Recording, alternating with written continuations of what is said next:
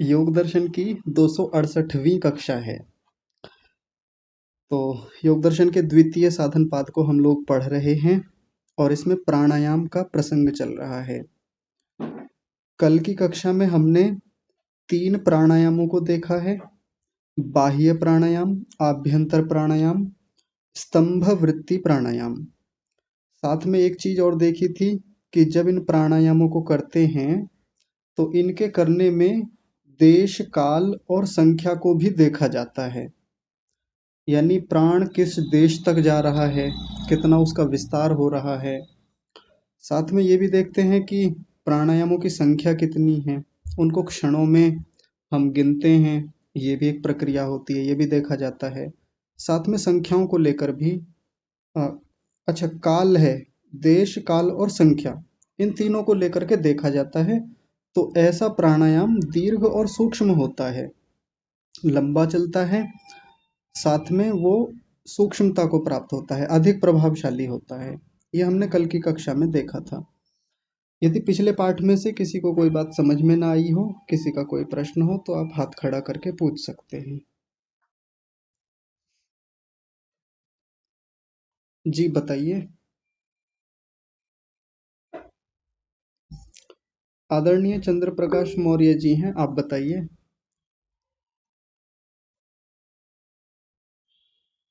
सादर नमस्ते आचार्य जी। नमस्ते माता जी।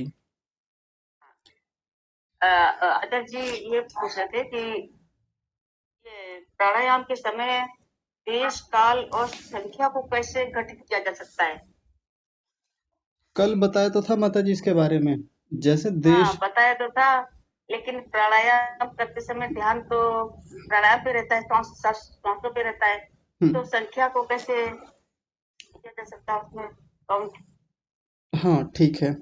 देखिए ये तो हमको करना ही होगा खुद से भी। अब जैसे मान लीजिए, मैं एक मोटा मोटा बाहर का उदाहरण दे देता हूँ। अब आप कहें कि जैसे घर में आपको खाना बनाना है, रोटियां बनानी हैं। किसी ने कहा कि आप रोटी बना लीजिए। आप पूछेंगे कितनी रोटियां बनानी हैं, तो सामने घर में कहा गया आपसे कि बना लीजिए, 5 लोग तो आएंगे आज, 5 लोगों का बना लीजिए खाना।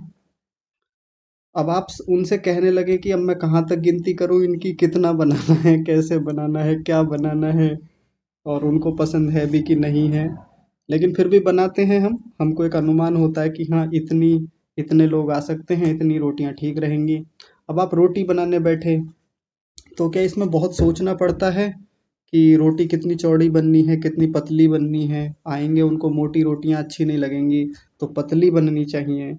कितनी बना लें, तो बहुत भी नहीं बनानी कि बच जाएं, और इतनी भी नहीं बनानी कि कम रह जाएं। उसी हिसाब से हम आटा लेते हैं, गूंथते हैं। तो वो तो करते करते करते करते हमारा ध्यान वहां पे आ ही जाता है, अभ्यास करते करते। तो ये नहीं कह सकते कि हम श्वास पे ध्यान लगाएंगे, प्राणायाम पे ध्यान लगाएंगे या देश काल संख्या को देखेंगे। सब वो अभ्यास में आ जाता है। अब जैसे मान लीजिए हमने सबसे पहले आराम से बाह्य प्राणायाम का अभ्यास करना है, कि अभी हम कुछ दिनों तक केवल बाह्य प्राणायाम करेंगे, अभी आभ्यंतर और स्तंभ वृत्ति को छोड़ दें। केवल प्राण को बाहर निकालेंगे और बाहर ही रोके रखेंगे। जब घबराहट होने लगेगी और बहुत ज़्यादा घबराहट होने लगेगी तो भीतर ले लेंगे प्राण को। यही काम अब हम करेंगे। और कितने करेंगे ये प्राणायाम? अभी 3 करेंगे, बस एक दिन में 3। धीरे धीरे बढ़ाते रहेंगे। तो संख्या तो हो गई इसमें कि 3 करेंगे। बस इतनी संख्या ले ली हमने कि 3 ही प्राणायाम हम आज करेंगे, 3 ही हम शाम को करेंगे। सुबह शाम का 3-3 का कर लिया। तो संख्या तो इस रूप में परिदृष्ट हो गई। साथ में देश को कैसे देखेंगे? जिस समय प्राण को बाहर निकाल रहे हैं, हम ये देखेंगे कि मेरा प्राण कितनी दूर तक जा रहा है। भीतर बचा हुआ प्राण अभी कितना बचा हुआ है, कितनी देर, कितनी सूक्ष्मता से प्राण बाहर गया है, धीरे जा रहा है कि बहुत तीव्रता से जा रहा है। ये देश हमको देखना होता है। जितना धीरे धीरे प्राण को बाहर छोड़ेंगे, या जब घबराहट होने लगे तो बहुत धीरे धीरे प्राण को भरेंगे। वो किस देश तक जा रहा है, अंदर कितनी गहराई तक जा रहा है, पेट तक पहुंचा कि नहीं पहुंचा, फेफड़ों में पहुंचा कि नहीं पहुंचा, ये देश को देखना हो गया। ऐसे ही काल को भी देखेंगे, कितना समय तक मैंने बाहर रोका। तो शुरू शुरू में तो अनुमान नहीं हो पाता, तो घड़ी लगा लेते हैं, कुछ लोग टाइमर लगा लेते हैं, वॉच टाइम लगा लेते हैं। तो वो लगा लें। उसके हिसाब से अनुमान लगा लें कि हाँ आज मैंने 1 मिनट रोक लिया था बाहर, अब मेरा 1 मिनट 10 सेकंड का हो गया। ऐसे करके मोटे मोटे हम अनुमान लगा सकते हैं कि इतना समय हो गया है, और अपना नोट करके रखें। सबसे बड़ी समस्या हमारी ये होती है कि हम नोट नहीं करते इस प्रक्रिया को। नोट करके रखें कि आज मेरे 3 प्राणायाम हुए थे, और 3 प्राणायाम में जब मैंने बाहर रोका तो मैंने 1 मिनट तक रोक लिया था, और दिन भी लिख लिया कि इतने दिन तक तो मैंने 1-1 मिनट तक रोका था, और अब मेरा धीरे धीरे टाइम बढ़ रहा है, इसको लेकर के समय बढ़ रहा है, काल बढ़ रहा है। तो ऐसे देश काल और संख्या को नोट करते चलें, देखते रहें। फिर एक समय ऐसा आएगा जब अभ्यास हो जाएगा। जैसे शुरू शुरू में तो रोटी पर बड़ा ध्यान रहता है हमारा, गोल नहीं बनी आज, आज तो इधर को निकल गई थी, आज आटा पतला रह गया, आज आटा बहुत मोटा रह गया था, सही से नहीं बन पाई। तो शुरू में बड़ा ध्यान रखना पड़ता है एक एक बात का, एक एक चीज़ का। 5 रोटियां बनानी थी, आटा ज़्यादा का गूंथ दिया, 10 रोटियां बन गई उस दिन। लेकिन एक समय ऐसा आता है हमको 5 रोटियां बनानी है तो 5 रोटी का ही आटा निकल के आता है हाथों में, ऐसा ऐसी जादुई शक्ति जैसी आ जाती है। तो बस एक समय के बाद जब प्राणायामों पे पकड़ अच्छी बन जाएगी तो हमको पता चल जाएगा कि देश कितना है, कहाँ तक प्राण जा रहा है, कहाँ तक पहुँच रहा है। ऐसे ही काल पता चल जाता है कि कितने समय तक प्राण को बाहर या भीतर रोका। संख्याएं भी धीरे धीरे काउंट होने लगती है कि इतने प्राणायाम करे, ऐसे ऐसे करे। उद्घात याद रहने लगते हैं, जिन उद्घातों की कल चर्चा की थी मैंने, कि आज मेरे 1 उद्घात हुआ, 2 उद्घात हो गए, 3 उद्घात हो गए, बढ़ाते रहें उद्घातों को। ऐसे करके वो हमको खुद करना पड़ेगा। यहाँ से तो थ्योरी ही बताई जा सकती है, कराने वाले कराते भी हैं, योग्य व्यक्ति मिले तो उनसे सीखना भी चाहिए, पर सारा मामला तो अपने करने का है, हम करते करते सीखने लगेंगे। ठीक है। ये कल हम कर रहे थे प्राणायाम, तो गिनती भी गिनी साथ में, तो वायु प्राणायाम में ज्यादा नहीं हो पाता, ज्यादा देर तक नहीं टिक पाता है, हाँ जी। केवल 30 गिनती तक हो पाया, हाँ लेकिन अभ्यंतर में 40 के ऊपर चला गया था। हाँ, ठीक है, कोई बात नहीं। शुरू में ऐसा होता ही है, आभ्यंतर सबको अच्छा लगता है, बाह्य कठिन लगता है, मैंने तो कल भी बोला हाँ था। जी। हाँ लेकिन जी। जिस दिन बाह्य पर पकड़ अच्छी बन गई उस दिन बाह्य से अच्छा कुछ नहीं लगेगा, आभ्यंतर भी उतना अच्छा नहीं लगेगा। जैसे गणित होता है ना, गणित तो सबको बुरा ही लगता है, ज्यादातर सब लोग परेशान रहते हैं गणित से। लेकिन जिस दिन गणित में रस आने लगे उस दिन गणित से अच्छा फिर कुछ नहीं लगता। गणित सच में ऐसा विषय है, अगर गणित में एक बार आनंद आ जाए ना तो व्यक्ति सारे विषय भूल जाता है, फिर उसको हमेशा गणित चाहिए, कुछ भी करके गणित, जहां देखेगा गणित के सवाल मिलेंगे। तो फिर वैसे ही एक बार बाह्य प्राणायाम करना आ जाए और उसके एक बार लाभ दिख जाए ना, तो फिर हाँ, बाह्य प्राणायाम से सुंदर कुछ नहीं है इस दुनिया में, ऐसा लगता है। जी। ठीक है। चलिए, धन्यवाद आचार्य जी। हाँ जी। विनीता माता जी आप बोलिए। जी आचार्य जी प्रणाम। प्रणाम जी। आचार्य जी मुझे स्तंभ वृत्ति प्राणायाम के बारे में हल्का सा जानना था। जैसे मैंने 1 या 2% अंदर की तरफ श्वास लिया, वहीं रोक दिया, जी। तो बाहर भी क्या 1 या 2% ही छोड़ना और फिर वहीं पर रोकना है, या 20-25 का भी रेशियो होता है, रेशियो, 1 और 2? हाँ कुछ भी रेशियो रख सकते हैं उसमें, कितना भी बाहर जाए कितना भी अंदर जाए। और ऐसे नहीं कि पूरा ही बाहर निकाल दिया तब रोका, फिर तो वो तो बाह्य हो गया। और ऐसा भी नहीं कि जी पूरा भीतर ही ले लिया 100% और भीतर रोक लिया, वो तो आभ्यंतर ही हो जाएगा। उन जी दोनों के अतिरिक्त प्राण को बीच में कहीं भी रोक देना, ये स्तंभ वृत्ति प्राणायाम है। जी। और फिर छोड़ते समय जैसे मैंने रोका अंदर की तरफ लेकर के, हाँ जी। तो अंदर ही अंदर तो नहीं जाना है ना, मतलब बाहर बाहर निकलना है ना, उससे बाहर जाना है, फिर बाहर रोकना है, फिर अंदर जाना है, अंदर रोकना है, ऐसा ना? मतलब दिशा वही तो नहीं रहेगी, दिशा बदल जाएगी ना? बदल भी सकती है, वही भी रह सकती है, हमारे ऊपर बात है। देखिए मैं बता देता हूँ, ऐसे समझेंगे। जैसे मान लीजिए बाहर की ओर जा रहा था और 2-3% ही बाहर गया, थोड़ा सा बाहर गया है, हमने वहीं रोक दिया, रोके रखा, रोके रखे रहे। कितनी देर रोके रखे, घबराहट हो रही है, तो प्राणायाम किधर को दबाव मारेगा, बाहर को भी मार सकता है, भीतर को भी कर सकता है, क्योंकि भीतर ऑक्सीजन की जरूरत है। ऑक्सीजन की जब आवश्यकता महसूस होती है तभी प्राण भीतर को खींचता है, भीतर की ओर को दबाव मारता है। तो वो बाहर भी कर सकता है, भीतर भी कर सकता है। अगर हमारा थोड़ा सा ही बाहर गया था तो ऐसा भी हो सकता है कि बाहर की ओर को ही दबाव मारे, क्योंकि अभी थोड़ा सा ही बाहर छोड़ा था, अंदर ज़्यादा भरा हुआ है अभी भी, ऐसा भी हो सकता है। तो जैसे मान लीजिए थोड़ा सा ही बाहर निकाल के रोका था, घबराहट होने लगी, तो प्राण जो भी भीतर भरा हुआ है वो बाहर की ओर भी प्रेशर करेगा, तो बाहर ही निकाल लें। वो रेशियो के ऊपर बात है कि किधर जाते हुए रोका था, तो उसी दिशा में फिर वो आगे बढ़ेगा। ऐसा भी किया जा सकता है। बाकी तो वो करते करते समझ में आ जाता है, प्राण खुद बता देता है कि वो किधर जाएगा, भीतर जाएगा कि बाहर जाएगा। ठीक है माता जी? जी जी आचार्य जी, थैंक यू आचार्य जी। हाँ जी। हाँ, कल मैंने कक्षा में इसकी चर्चा की नहीं थी, आपने बहुत अच्छा याद दिला दिया। ठीक है, संतोष माता जी आप बोलिए। उससे आचार्य जी, नमस्ते जी। जब हम वृत्ति प्राणायाम आरंभ करते हैं हम्म। तो उस समय हमें बिल्कुल नॉर्मल सांस जैसे आता जाता है वैसे है, ही हमें बल लगाना है थोड़ा सा? नहीं, बल नहीं लगाना, नॉर्मल जैसे वैसे अभी ले करते रहे। हैं आराम से। देखिए, जैसे हमने पहले बाह्य कर लिए तीन चार जी आभ्यंतर कर लिए, थोड़ी देर गैप देना है। गैप देने का मतलब थोड़ी देर सामान्य होकर के बैठ जाना है। प्राण धीरे धीरे सामान्य हो जाएगा जैसे हम ले रहे हैं। बस उसी लेने निकालने की प्रक्रिया में कहीं भी रोक दें बीच में, उसमें प्रेशर नहीं लगाना। प्रेशर लगाएंगे तो या तो बाहर निकाल करके रोकेंगे या भीतर भर करके रोकेंगे, फिर वो तो बाह्य या आभ्यंतर ही हो जाएगा। तो बल नहीं लगाना उसमें उस समय। बल तो वहां लगाना है जहां रोका है, उसको रोकने में बल लगेगा फिर बढ़िया से। ठीक है माता जी? जी आचार्य जी, धन्यवाद। हाँ जी, ठीक है। हाँ, विनीता माता आचार्य जी। जी हाँ जी जी जी। जी, एक प्रश्न और था कि जब जब हम प्राण को रोकते हैं और गति की जब जब रोक दिया फिर का जब गति छोड़ी जाती है कि जब छोड़ देते हैं उसको तो बहुत तेज प्राण इतनी ज्यादा उबुक चुबुक करता है जी। कि बिल्कुल तेजी से निकल जाता है, वो धीमे धीमे नहीं निकल पाता या धीमे धीमे नहीं आ पाता है, जी। तो वो गलत हो जाना फिर। हाँ, इसी पे काम करना है सबसे ज़्यादा। देखिए, प्राण को बाहर रोकना कोई चैलेंज नहीं है, प्राण को भीतर रोकना कोई बड़ा चैलेंज नहीं है, ये धीरे-धीरे अभ्यास से बहुत अच्छा हो जाता है। असली चैलेंज जो है, असली चुनौती जो है वो वही है कि जब मान लीजिए प्राण को बाहर रोका, 1 मिनट हो गई, 1.5 मिनट हो गई, 2 मिनट हो गई, घबराहट बुरी तरह से हो रही है और अब लग रहा है कि अगर नहीं लिया तो मृत्यु ही ना आ जाए, ऐसी स्थिति हो रही है। ऐसे में अब जो भीतर लेना है, क्योंकि प्राण पूरी ताकत से भीतर जाने का प्रयास कर रहा है, अब जो भीतर जाएगा एकदम वो झटके से जाएगा। बस उसी झटके से नहीं जाने देना। हाँ, शुरू-शुरू में ऐसा होगा कि बहुत तीव्रता से अंदर की ओर भागेगा प्राण। जिसने उस पे अच्छा नियंत्रण कर लिया कि एकदम प्रेशर से भीतर ना ले करके अब धीरे धीरे लेंगे, बहुत धीरे धीरे, वो ही मुख्य अभ्यास है प्राणायाम में। तो बाकी तो सब करने वाले करते ही हैं, हम भी कर ही रहे हैं इतने दिनों से, कोई विशेष लाभ होता नहीं। असली लाभ तो उसी प्रक्रिया में होता है और उसी को कहा कि किस देश तक जाना है, असली देश तो वहीं देखा जाता है, असली सूक्ष्मता प्राणायाम की वहीं देखी जाती है।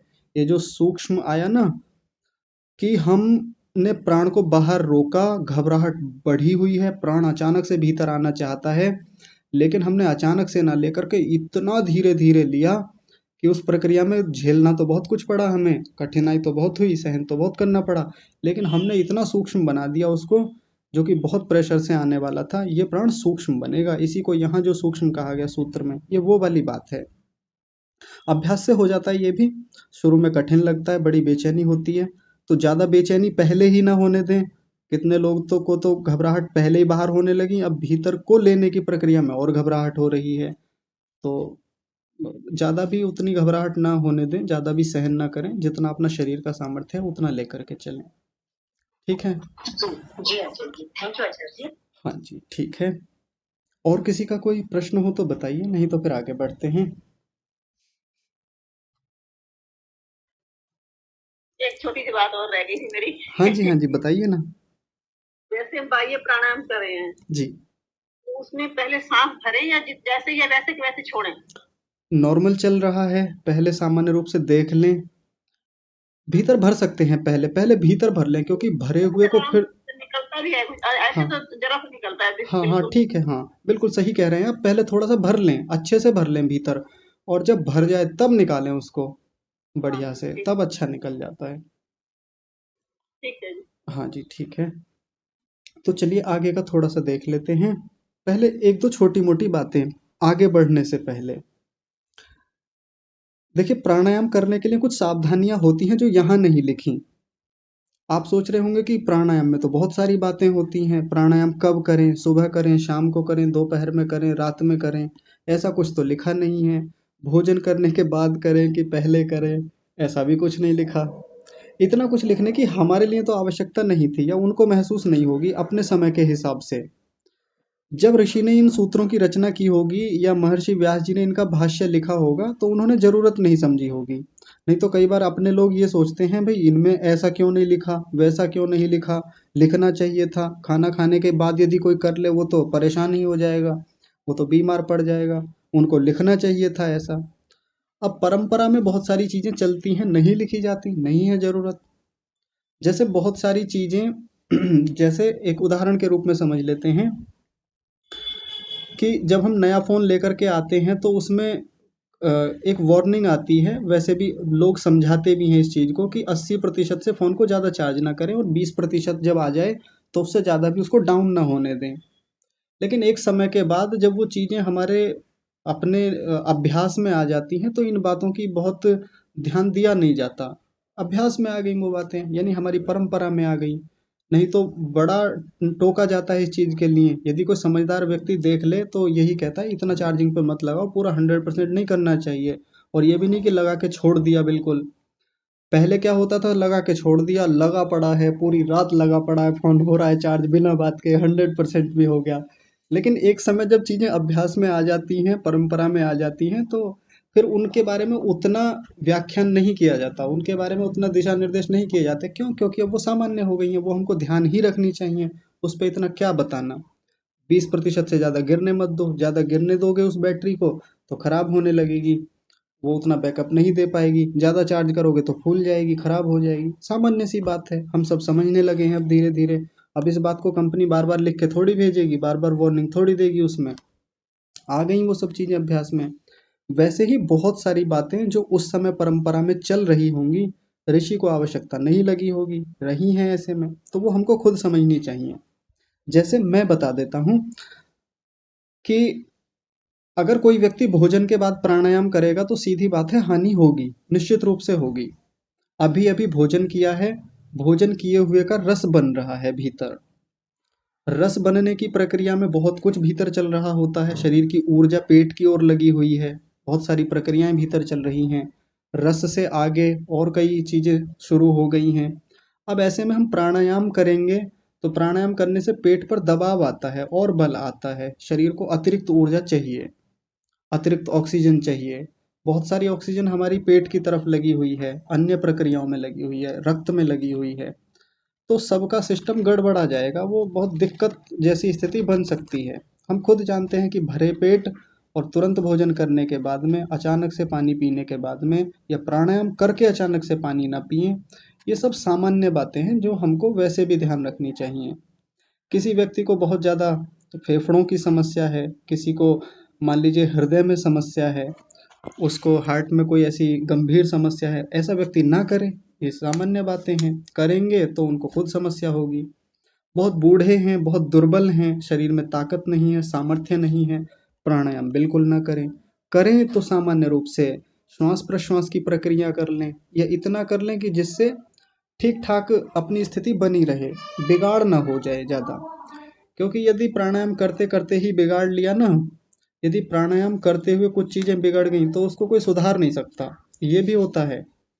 जितने इन चीज़ों के लाभ होते हैं ना, और अगर ये बिगड़ जाएं तो फिर उनको संभालना, सामान्य स्थिति में लाना बहुत मुश्किल होता है। और अधिकतर अध्यात्म की दुनिया में इन सब मामलों में हम यही करते हैं। बाकी जगह तो हम खूब अच्छे अच्छे शिक्षक प्रशिक्षक ढूंढते हैं, लेकिन इन सब चीज़ों को हम बिना शिक्षक प्रशिक्षक या प्रशिक्षण के ही हम करते रहते हैं और हानियां उठाते हैं। एक उदाहरण के रूप में मैं बात कहता हूँ। जैसे अभी इसमें आने वाला है अगले एक दो सूत्रों बाद, कि प्राणायाम करने का सबसे बड़ा लाभ होता है कि जो हमारे चित्त पर, हमारी बुद्धि पर आवरण चढ़ा हुआ है अविद्या का, क्लेशों का, वो आवरण हटता है, भीतर की अशुद्धियां समाप्त होती हैं। और रोचक बात यह है कि प्राणायाम करने की प्रक्रिया में हमारा ध्यान इस बात पे जाता ही नहीं। जितने प्रशिक्षक लोग, जितने पढ़ाने सिखाने वाले समझाने वाले लोग होते हैं, वो क्या कहते हैं, प्राणायाम करो तुम्हारे फेफड़े मजबूत बनेंगे, प्राणायाम करो तुम्हारी ये चीज़ें बहुत अच्छी हो जाएंगी, ये बहुत अच्छा हो जाएगा, शरीर में बल बढ़ जाएगा। वो तो सामान्य सी बातें हैं, वो तो बल तो बढ़ेगा ही शरीर का प्राणायाम करने से। प्राणायाम करने से फेफड़े मजबूत बनेंगे, श्वास नली अच्छी हो जाएगी, वो तमाम लाभ तो होंगे ही, वो कोई बहुत बड़ी बात नहीं है। लेकिन कोई भी व्यक्ति आपको ये बताता हुआ नहीं मिलेगा कि प्राणायाम करने का इतना बड़ा लाभ ये है कि उससे भीतर के मल समाप्त होते हैं, मल छटते हैं, हटते हैं, घटते हैं। कोई बताता है क्या कभी ऐसा? ऋषियों ने बताया, लेकिन ऋषियों की बात हम सुनते नहीं हैं, क्योंकि हमको चीज़ें बड़ी कहानियों के रूप में बड़े रोचक ढंग से और बीमारियों पर केंद्रित करके कहते हैं कि आप ये कर लो तो आपके भीतर के ये रोग समाप्त हो जाएंगे, क्योंकि अभी तो रोगों से ही जूझना एक बड़ी समस्या है हमारे जीवन में। और मैं जैसा एक बार कह रहा था कि कोई व्यक्ति आपको थ्योरी पढ़ाए प्राणायाम की, आसनों की या योग की, अष्टांग योग की, उसमें रुचि नहीं आती हमारी। लेकिन कोई व्यक्ति आकर के रोगों पे बात करने लगे, बाकी चमत्कार दिखाने लगे, उस तरफ हम बहुत जल्दी भागते हैं। देखो इनका शरीर कितना मुड़ा हुआ, ये कितने कठिन कठिन आसन कर लेते हैं। लेकिन आसन क्यों करना है, आसन के लाभ क्या हैं, इससे साधना में क्या सहायता मिलेगी, साधना में कितनी ऊंची स्थितियां बनेंगी, उस पर ध्यान कम रहता है हमारा, जो कि ज़्यादा होना चाहिए। इसलिए प्राणायाम क्यों कर रहे हैं, ये बात हमारे जहन में, हमारी बुद्धि में, हमारी चेतना में बनी रहनी चाहिए, जो अभी आगे आने वाली है। तो अभी भी बहुत सारे लोगों को तो ये टारगेट रहता है कि मैं जितना प्राणायाम करूंगा उतना ही बल मेरे शरीर में बढ़ेगा, मेरे इतने प्राणायाम हो गए, मैं तो इतना कर लेता हूँ। कुछ लोग तो इसी बात पे बड़ा गौरवान्वित महसूस करते हैं, मैं सुबह को 1 घंटा प्राणायाम करता हूँ, आपको पता है 1 घंटा तो ये प्राणायाम करते रहते हैं। कई बार घर वाले भी अपने उस विशेष सदस्य के प्रति इतना ज़्यादा व्याख्यान करते हैं कि ये सुबह को 1 घंटा तो प्राणायाम ही करते हैं। अब उनसे बात करें कि प्राणायाम करके मिला क्या, 1 घंटे प्राणायाम करके जरूरत ही नहीं है 1 घंटे प्राणायाम की। और कोई व्यक्ति ठीक से 1 घंटे प्राणायाम कर लेना तो मैं कहता हूँ मृत्यु ही हो जाएगी, ऐसी स्थिति है। यदि ठीक से कर ले तो इतने खतरनाक प्राणायाम हैं ये जो चल रहे हैं या आगे भी आएंगे, तो उतना करने की आवश्यकता ही नहीं है। करेंगे भी तो उसमें विधि पूर्वक अच्छे से करना है, जिसका विशेष लाभ होता है, उनको अभी आगे देखते चलेंगे।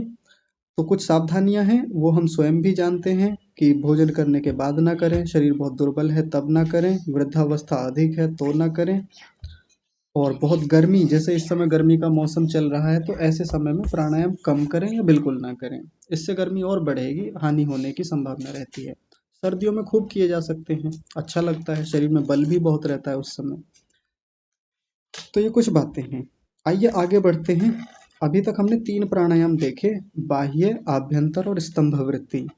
अब एक चौथा प्राणायाम है जिसको मैं कह रहा था पीछे कि ये अपने आप में इतना विशेष प्राणायाम है कि इसको समझाने के लिए अलग से एक सूत्र बनाना पड़ा उनको, और अलग से इसकी व्याख्या करनी पड़ी, क्योंकि बहुत कठिन है, बहुत महत्वपूर्ण है, आसानी से होता नहीं है। मैं पहले ही कुछ सावधानियां आपके सामने रख देता हूं ताकि आप थोड़ा ध्यान रखेंगे। कोई भी इस चौथे प्राणायाम को नहीं करेंगे, पहली सावधानी। अब अजीब लगेगा ये बात सुन करके, इसकी बस एक शर्त है, अगर आप उस शर्त को पूरा कर लें तो फिर इस चौथे प्राणायाम को कर सकते हैं, अदरवाइज बिल्कुल ना करें, भूल कर भी ना करें। क्या शर्त है? तो शर्त व्यास जी भी बताएंगे, लेकिन मैं अभी पहले मोटा मोटा बता देता हूँ आपको। इस चौथे प्राणायाम को वही व्यक्ति करे जिसने इन पीछे के प्राणायामों को सिद्ध कर लिया है बढ़िया से। वो कई कई उद्घात कर लेता है, 3 उद्घात, 4, 5, 6, 7, 8 जो हमने कल देखे थे, बढ़िया नियंत्रण हो गया है।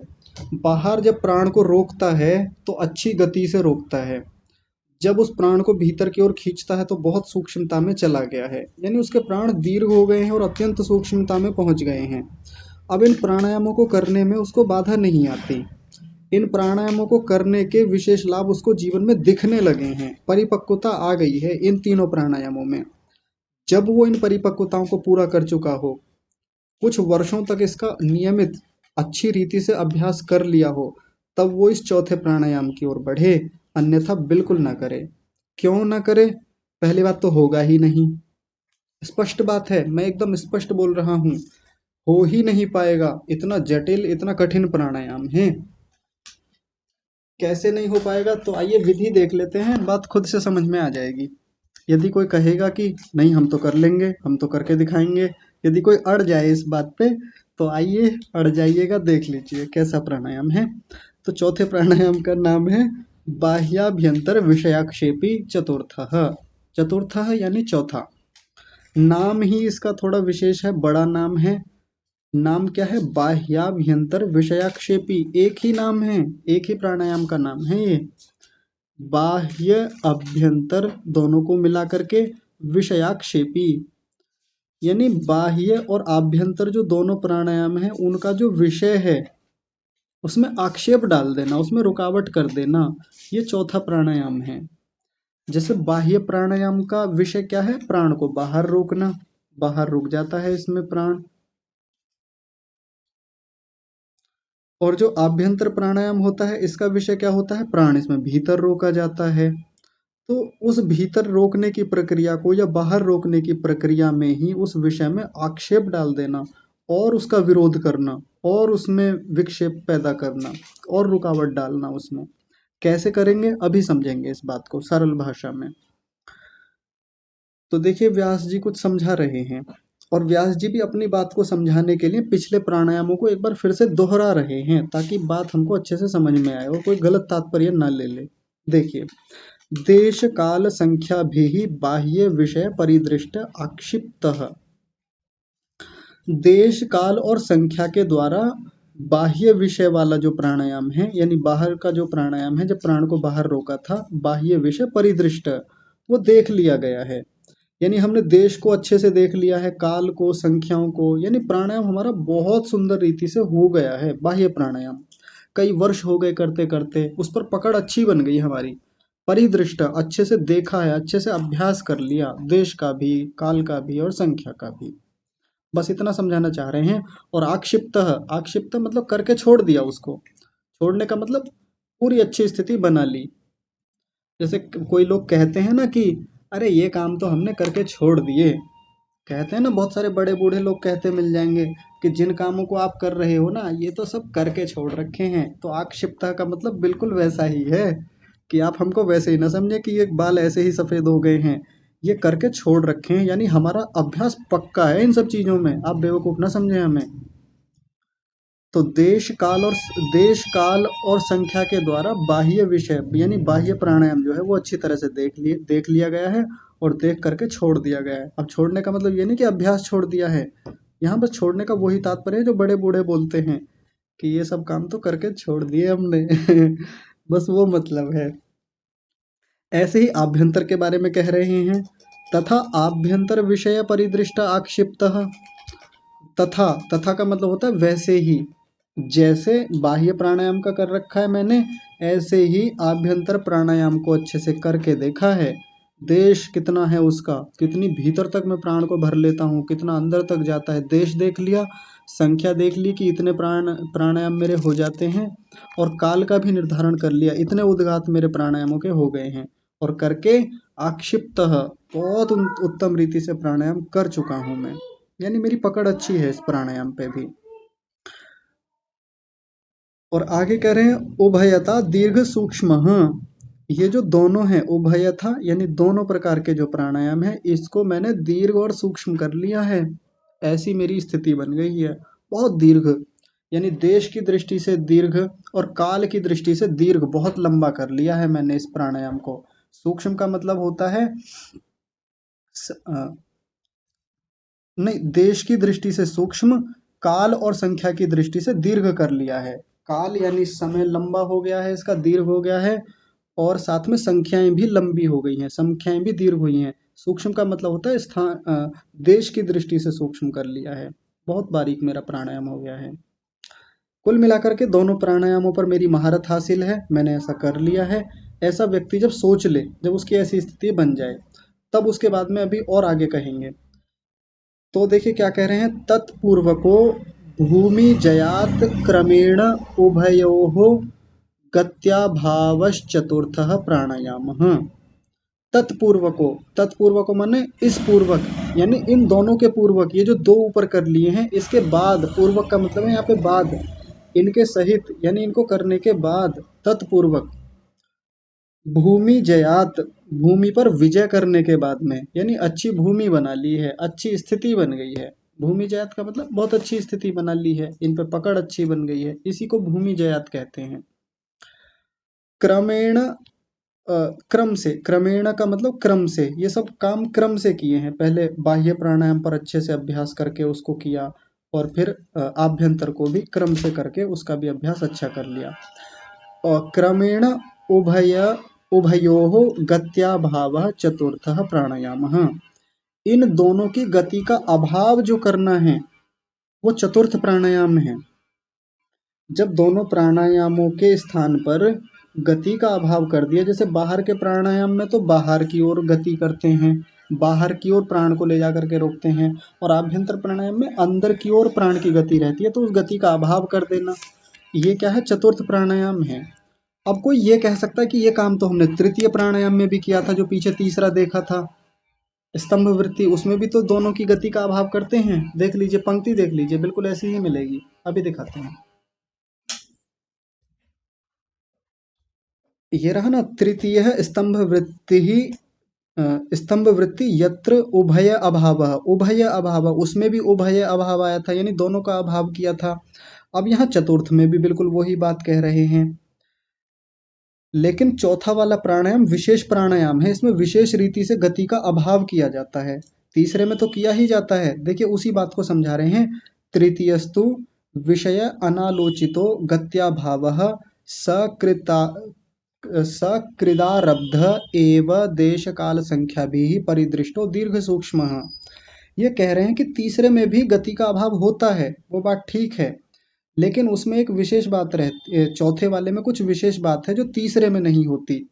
तो पहले तीसरे को ही बता रहे हैं, तृतीयस्तु, तीसरे में तो विषय अनालोचितो, विषय अनालोचित रहता है, यानी विषय पर हम ध्यान कम दे पाते हैं। हम तीसरे वाले में विषय पर ध्यान कम रखते हैं कि प्राण को बाहर कितना निकाल करके रोका, भीतर भर के कितना रोका था। जिस समय स्तंभ वृत्ति प्राणायाम हमारा चल रहा होता है, उस समय बहुत ध्यान नहीं होता उस विषय पर कि प्राण कितना बाहर गया, कितना भीतर गया, और ध्यान रखने की आवश्यकता भी नहीं होती। तो गत्याभाव, उसमें गति का अभाव कैसे होता है, सदकृदारब्ध, जो पीछे देखा था, एक बार के प्रयास में रोका जाता है, वो तो बस एक बार प्रयास किया था, प्राण को बाहर या भीतर रोका गया था। यही हमारा स्तंभ वृत्ति प्राणायाम था जो हमने कल देखा था। एवं देश काल संख्या भी परिदृष्टो दीर्घ सूक्ष्म, और ये भी ऐसा ही होता है जिसमें देश काल संख्या, इनको तो देखा ही जाता है, और ये दीर्घ और सूक्ष्म होता है, तीसरा वाला भी। लेकिन अब चौथे वाले को विशेष रूप से समझाना चाह रहे हैं कि तीसरे में और चौथे में फिर भेद क्या है। गति का अभाव तो तीसरे में भी होता है, गति का अभाव चौथे में भी होता है, लेकिन इसमें चौथे में क्या विशेषता है, तो देखिए क्या कह रहे हैं, चतुर्थस्तु श्वास प्रश्वास योर विषय अवधारणात् क्रमेण भूमि जयात उभय क्षेप पूर्वको गत्याभाव चतुर्थः प्राणायामः। तनिक रुकी,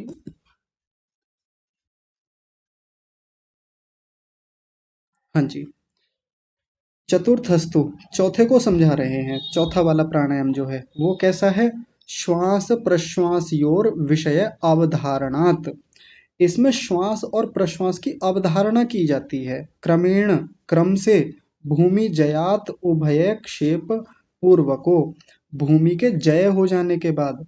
जब पहले प्राणायाम में, दूसरे प्राणायाम में और तीसरे प्राणायाम में, यानी बाह्य, आभ्यंतर और स्तंभ वृत्ति प्राणायाम की जब भूमि का जय हो जाएगा, जब उनमें अच्छी पकड़ बन जाएगी, जब हम उनमें महारत हासिल कर लेंगे, जब वो तीनों प्राणायाम पूरी तरह से सिद्ध हो जाएंगे, उनके पूर्वक, उनके बाद में विषय का अवधारण करके, ध्यान से समझेंगे, इसमें विषय का अवधारण होता है। विषय का अवधारण कैसे होता है अभी समझेंगे। तो इन सब को करते हुए गत्याभाव, तब गति का अभाव करना है। तीसरे वाले में विषय का अवधारण नहीं होता, प्राण को कितना बाहर निकाल के रोका, कितना भीतर भर के रोका था, और उसमें ध्यान रखने की आवश्यकता भी नहीं होती, लेकिन इसमें विषय का अवधारण करना होता है, तब जो प्राणायाम होता है वो चौथा प्राणायाम है। कैसे, तो आइए अब इसको सामान्य भाषा में समझ लेते हैं। सबसे पहले बहुत सावधानी से समझना है, जैसे मैंने बाह्य प्राणायाम के लिए प्राण को बाहर निकाला, अब ये चौथा वाला प्राणायाम समझ रहे हैं हम। सबसे पहला काम क्या करना है, प्राण को पूरी तरह से बाहर निकाल देना है, पेट का, फेफड़ों का, श्वास नली का, जितना भी प्राण हम बाहर निकाल सकते हैं पूरा बाहर निकाल दिया, बाहर रोके रखा, लगेगा ऐसा कि ये बाह्य ही हो रहा है, तो शुरुआत तो बाह्य जैसी ही होती है। तो बाहर निकाल के रोके रखा, अब घबराहट होने लगी, बेचैनी ज़्यादा बढ़ने लगी। चूंकि पहले का अभ्यास बहुत है बाह्य प्राणायाम करने का, इसलिए सहन करने का भी अभ्यास ठीक ठाक हो जाएगा हमारा। ये भीतर को धकेलेगा। अब यहीं से हमारा चौथा प्राणायाम शुरू होता है। यहीं से गति का अभाव किया जाना है। और एक बार में नहीं होगा ये, जैसे यहाँ तो सकृदारब्ध होता था, एक बार के प्रयास में नहीं होगा, कई कई प्रयास लगेंगे इसको बाहर रोकने में। अब भीतर की ओर धक्का देगा जब प्राण, तब उसको पूरी ताकत से एक बार फिर से बाहर फेंकना है। कई बार भीतर भी थोड़ा प्राण रह जाता है, तो आप करके देखेंगे तो समझ में आएगा कि भीतर बचा हुआ प्राण भी हम फिर से बाहर फेंकेंगे। अब बाहर ही रोक रखा है, बहुत ताकत लग रही है, बहुत सामर्थ्य लग रहा है। कई बार एक प्राणायाम को करने में ही पसीने छूट जाते हैं, सर्दियों में भी इतनी ताकत लगती है इस प्राणायाम में।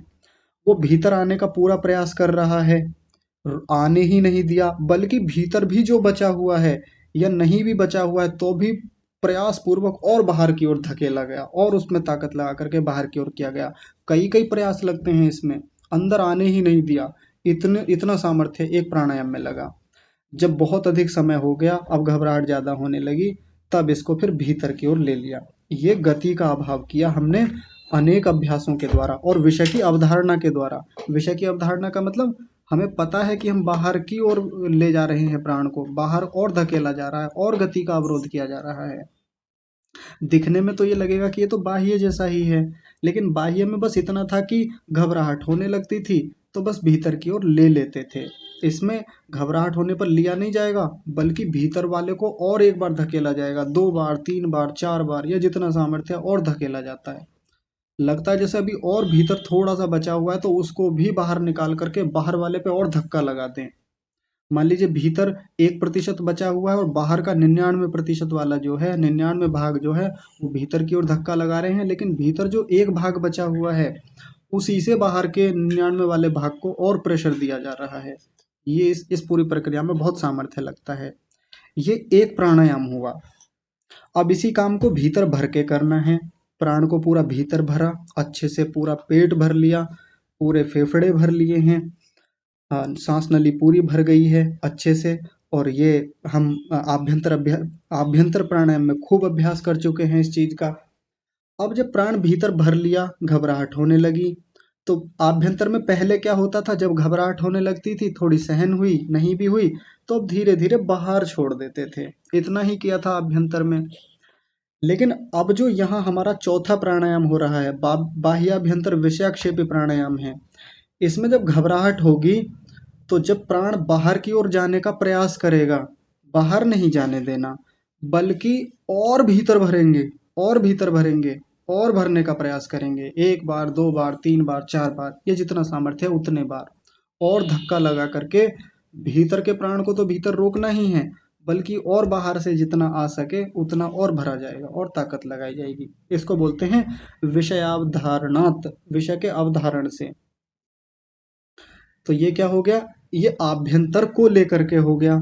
ऐसे ही स्तंभ वृत्ति के साथ भी होता है।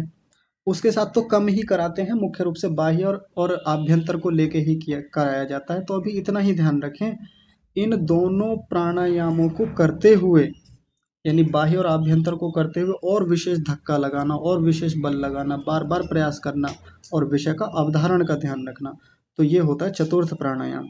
और अंत में एक बात कही, इति अयम विशेष इति, इसलिए ये वाला जो प्राणायाम है विशेष प्राणायाम है, सामान्य बात नहीं है। अगर केवल बाहर ही रोकना होता तो बाह्य ही हो जाता, सामान्य बात हो जाती। अगर केवल भीतर ही रोकना होता तो आभ्यंतर हो जाता, सामान्य बात थी, समान ही बात थी। लेकिन इसको विशेष कहा, विशेष यानी भिन्न। विशेष का मतलब होता है भिन्न, अन्यों से जो चीज भिन्न होती है उसको विशेष बोलते हैं। तो उनसे भिन्न है, गति का अवरोध होना है, गति पर अभाव करना है, लेकिन बाहर निकाल के और जब भीतर निकाल के करेंगे तो विषय का अवधारण रहेगा अच्छे से, जो कि तीसरे में नहीं रहता। तीसरे में वैसा विषय का अवधारण नहीं होता, सामान्य रूप से बीच में रोक रखा है, बस रुका हुआ है, और जब घबराहट होने लगती थी तो सामान्य श्वास प्रश्वास कर लेते थे। इसमें ऐसा नहीं होगा, घबराहट होने पे भी और बाहर की ओर धकेला जाता है या भीतर की ओर धकेला जाता है, ये इसमें विशेषता होती है। तो ये 4 प्राणायाम हमारे हो गए हैं। यदि चौथे में से किसी को कोई बात समझ में ना आए या पिछले पाठों में से कोई बात किसी को समझ में ना आती हो तो आप कल की कक्षा में पूछिएगा। आज की कक्षा का समय हो ही गया है। कक्षा को यहीं विराम देते हैं। सभी का बहुत धन्यवाद और विशेष धन्यवाद परमात्मा का। आज की कक्षा को यहीं विराम। आप सभी को सादर प्रणाम।